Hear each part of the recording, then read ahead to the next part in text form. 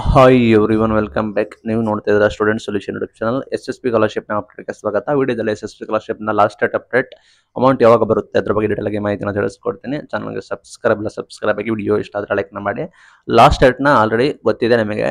ಇನ್ನೇನು ಶೀಘ್ರದಲ್ಲೇ last date ಆಗ್ತಾ ಇದೆ. ಹಿಂದುಳಿದ ಕಲ್ಯಾಣ ಇಲಾಖೆ, ಅಲ್ಪಸಂಖ್ಯಾತರ ಕಲ್ಯಾಣ ಇಲಾಖೆ ಅಂಡ್ ನೋಡೋದಾದ್ರೆ ಎರಡು ಇಲಾಖೆದು ಕೂಡ 30ನೇ ತಾರೀಕು ಲಾಸ್ಟ್ ಡೇಟ್ ಅಂತ ಕೂಡ ಹೇಳಿದ್ದಾರೆ. ಅಂದ್ರೆ ನಾಳೆ ನಿಮಗೆ ಲಾಸ್ಟ್ ಡೇಟ್ ಕೂಡ ಅಂತ ಹೇಳಿದ್ದಾರೆ. ಇಲ್ಲಿ ಮೇನ್ ಥಿಂಗ್ ಎಕ್ಸ್ಟೆಂಡ್ ಮಾಡುವ ಸಾಧ್ಯತೆ ಕೂಡ ಇದೆ. ಬಟ್ ಇಲ್ಲಿ ಯಾರು ಫ್ರೆಶರ್ಸ್ ಇದ್ದೀರಾ, ಈಗ ಫಸ್ಟ್ ಇಯರ್ ಓದ್ತಾ ಇದ್ದೀರಾ ಅಂಡ್ ಅವರಿಗೆ ಮಾಡಲೇಬೇಕಾಗುತ್ತೆ. ಬಟ್ ಇಲ್ಲಿ ಯಾರೆಲ್ಲ second year, third year, final year ಇರ್ತೀರಾ, ಬೇರೆ ಡಿಗ್ರಿ ಓದ್ತಾ ಇದ್ದೀರಾ, ಅವರು ದಯವಿಟ್ಟು ಆದಷ್ಟು ಬೇಗನೆ ಅರ್ಜಿ ಕೂಡ ಸಲ್ಲಿಸಿ. ಲಾಸ್ಟ್ ಡೇಟ್ ಎಕ್ಸ್ಟೆಂಡ್ ಕೂಡ ಮಾಡ್ತಾರೆ. ಅಪ್ ಟು ಜನವರಿ, ಫೆಬ್ರವರಿಗೆ ಕೂಡ ಹೋಗಿದ್ದಾರೆ ಲಾಸ್ಟ್ ಅಂತೇನಿಲ್ಲ. ಬಟ್ ನಿಮಗೆ ಕ್ಲಾರಿಟಿ ಇರಲಿ, ನೀವು ಬೇಗ ಸಲ್ಲಿಸೋಷ್ಟು ನಿಮಗೆ ಒಳ್ಳೇದಾಗುತ್ತೆ. ಅಮೌಂಟ್ ರಿಲೀಸ್ ಆಗೋದಾಗಿರ್ಬೋದು, ನಿಮಗೆ ಅಮೌಂಟ್ ಬರೋದಾಗಿರ್ಬೋದು, ಅದಕ್ಕೆ ನಿಮಗೆ ಖಂಡಿತ ಸಹಾಯ ಆಗೇ ಆಗುತ್ತೆ. ನೋಡ್ಕೊಳ್ಳಿ ಲಾಸ್ಟ್ ಡೇಟ್ನ. ಇನ್ನು ವಿಕಲಚೇತನರು ಅವರಿಗೆಲ್ಲ ಎಕ್ಸ್ಟೆಂಡ್ ಕೂಡ ಮಾಡಿದ್ದಾರೆ. ಬಟ್ ಇಲ್ಲಿ ಇಲಾಖೆ ಇದು ನಾಳೆ ಲಾಸ್ಟ್ ಡೇಟ್ ಆಗಿರೋ ಕಾರಣ ಯಾರು ಹೊಸಬ್ರು ಇದ್ದಾರೆ ಅವರು ಹಾಕಿ. ಸ್ಕಾಲರ್ಶಿಪ್ ಹಾಕೋದು ಅಂದ್ಬಿಟ್ಟು ಕಡ್ಡಾಯ ಅಂತ ಏನಿಲ್ಲ, ಬಟ್ ಕಡ್ಡಾಯವಾಗಿ ಹಾಕಬೇಕಾಗುತ್ತೆ.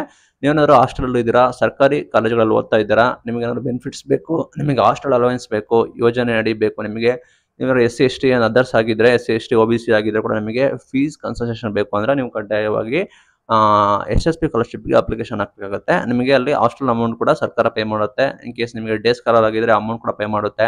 ಕೆಲವರಿಗೆ ಫೀಸ್ ರೀಫಂಡ್ ಅಂತ ಹೇಳಿ ಸ್ಕಾಲರ್ಶಿಪ್ನ ಕೊಡ್ತಾ ಇದ್ದಾರೆ. ಅಷ್ಟೆಲ್ಲ ಯೋಜನೆಗಳು ಸಿಗಬೇಕಾದ್ರೆ ನೀವು ಕಡ್ಡಾಯವಾಗಿ ಹಾಕಬೇಕು.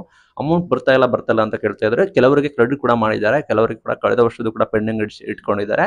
ಅಮೌಂಟ್ ಕೂಡ ರೆಡ್ಯೂಸ್ ಕೂಡ ಮಾಡಿದ್ದಾರೆ. ಬಿಕಾಸ್ ನಿಮಗೆ ಗೊತ್ತಿರೋ ಹಾಗೆ ಗ್ಯಾರಂಟಿ ಸ್ಕೀಮ್ ಬಂದಿರೋ ಕಾರಣ ಸರ್ಕಾರಕ್ಕೆ ಸ್ವಲ್ಪ ಆರ್ಥಿಕ ಸಮಸ್ಯೆ ಆಗಿರೋ ಕಾರಣ ಈ ರೀತಿ ಮಾಡಿದ್ದಾರೆ. ಬಟ್ ನೀವು ಏನೇ ಆದರೂ ಕೂಡ ನೀವು ಕಡ್ಡಾಯವಾಗಿ ಅರ್ಜಿಯನ್ನು ಕೂಡ ಸಲ್ಲಿಸಿ. ಲಾಸ್ಟ್ ಡೇಟ್ನ ನೋಡ್ಕೊಳ್ಳಿ, ಎಲ್ಲ ಡಾಕ್ಯುಮೆಂಟ್ಗಳನ್ನ ನೋಡ್ಕೋಬೇಕಾಗುತ್ತೆ. ಆ್ಯಂಡ್ ಮೇನ್ ಥಿಂಗ್ ಏನಂದ್ರೆ ನಾನು ಹೇಳ್ತಾ ಇದ್ದೀನಿ ಅಂದರೆ, ಇಲ್ಲಿ ಯಾರೆಲ್ಲ OBC ಆ್ಯಂಡ್ ನಿಮಗೆ ST ಡಿಪಾರ್ಟ್ಮೆಂಟ್ ಅಂದರೆ ಪರಿಶಿಷ್ಟ ಪಂಗಡಗಳ ಇಲಾಖೆ ಇದ್ದೀರಾ, ಅವರಿಗೆ NSP OTR ಕಡ್ಡಾಯ ಮಾಡಿದ್ದಾರೆ. ನೀವು NSP ಲಾಗಿನ್ ಆಗಿ ನಿಮ್ಮ ಡೀಟೇಲ್ಸ್ ಎಲ್ಲ ಎಂಟ್ರಿ ಮಾಡಿ, ಅಲ್ಲಿಗೆ ಒಂದು ನಿಮ್ಮ OTR ನಂಬರ್ ಅಂತ ಬರುತ್ತೆ.